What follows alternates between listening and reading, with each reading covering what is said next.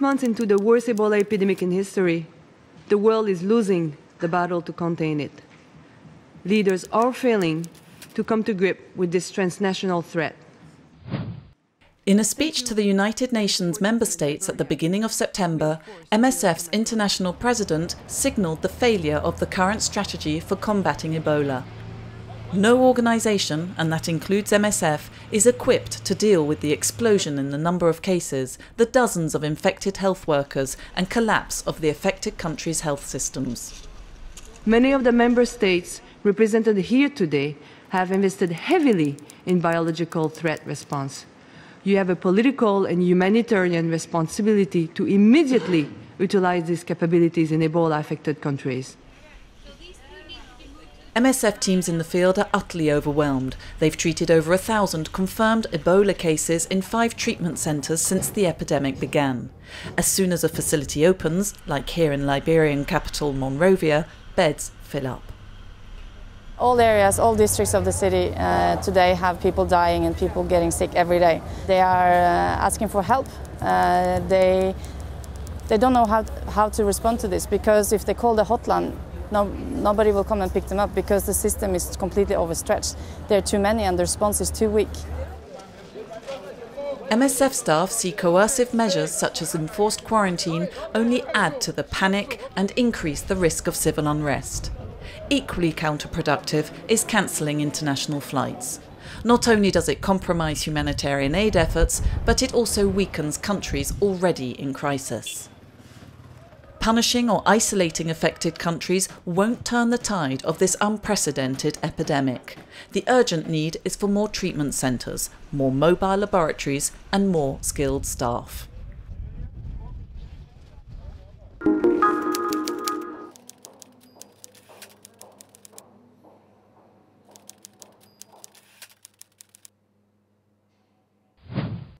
Nous sommes évidemment très contents de la libération de Chantal. We are of course delighted that Chantal is free. We had no news of our colleagues for over 12 months, not since July 11, 2013 to be precise. So obviously her escape is a huge relief to everyone at MSF and to the crisis unit team, who over the past year have put so much into trying to find them. Avec des gros moyens depuis plus d'un an.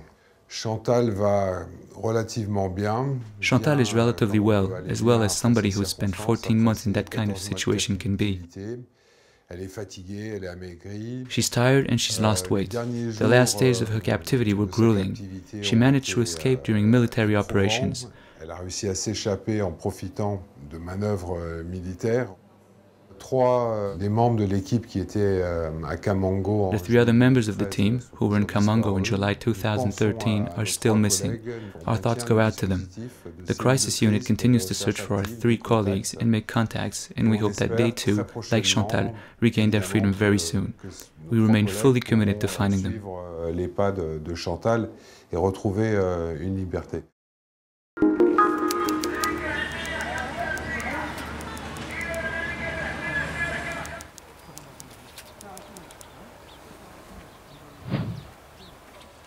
They couldn't escape the bombing, and now they can't go home, even though the war weapons have been silenced.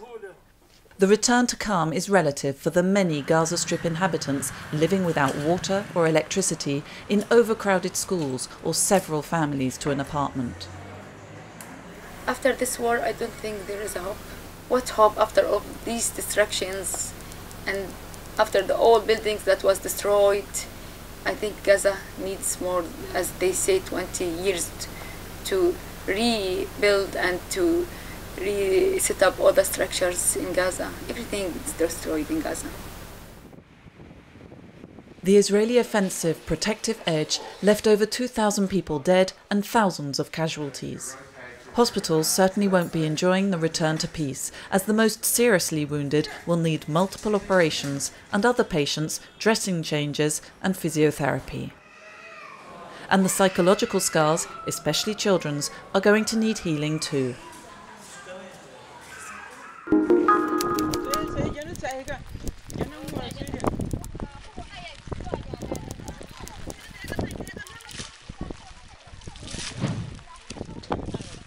This was Lecce refugee camp at the end of August, a lake of half-submerged huts.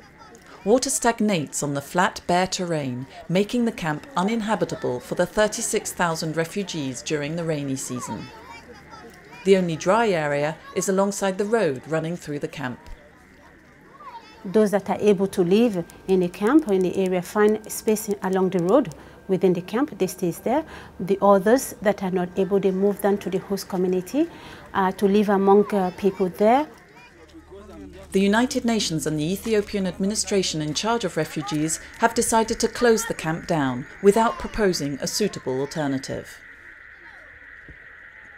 If there is a possibility for the government to look for another area that is close to Lecho camp or other area, at least for this period of the rainy season where these refugees could be, that would be of a great relief, both for the refugees, both for the government, and also for the NGOs that are providing both water, health, and other facilities for the refugees. Meanwhile, MSF teams keep working. They managed to keep their patients dry in Lecho by raising medical and health centre tents above the natural ground level. But the rain and dire hygiene conditions pose a serious risk to health, and although consultations are usually for respiratory infections and malaria, hepatitis E has now broken out.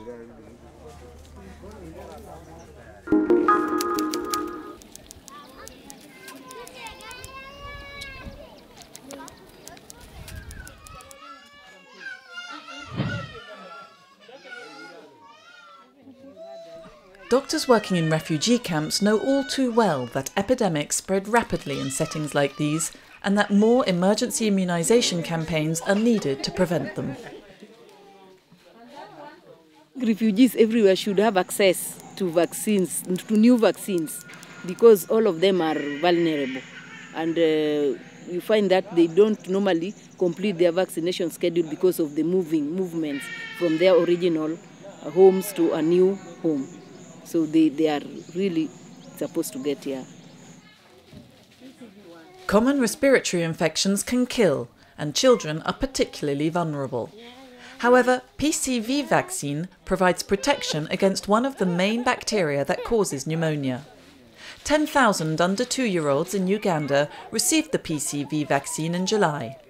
Beneficiaries were refugees as well as local communities impacted by the waves of new arrivals.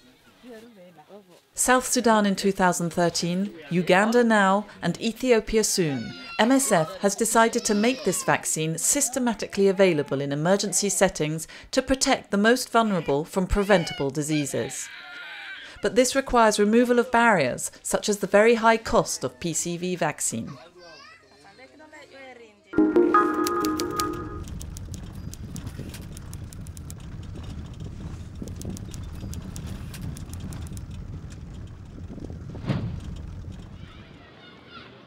Turkey, Lebanon, Jordan, Iraq. The war leaves its mark beyond Syria, as physical and psychological wounds scar its refugees. MSF teams deliver medical services to these people in bordering countries. Ramtha is in Jordan, just 5 kilometres from Syria. A rocket exploded near 14-year-old Syrian Ruqayya, who is in the surgical unit supported by MSF. My mother and a neighbour died, and I was wounded. I felt that I had no legs, and then I went unconscious. Taking care of Ruqayya is Dr. Al-Wash, who fled from Iraq during the Gulf War at the beginning of the 1990s. When I was a refugee, I meant not being able to provide any medical help to my people. MSF came and asked me to start a clinic. I was over the moon for that. I thought I will grab the chance any time in my life to repay the favor. To give a face and voice to the 3 million refugees, MSF has produced a web documentary, The Reach of War. Focusing on the day in the life of Doctors Without Borders in Iraq, Lebanon and Jordan, it presents the organisation's work and its patients.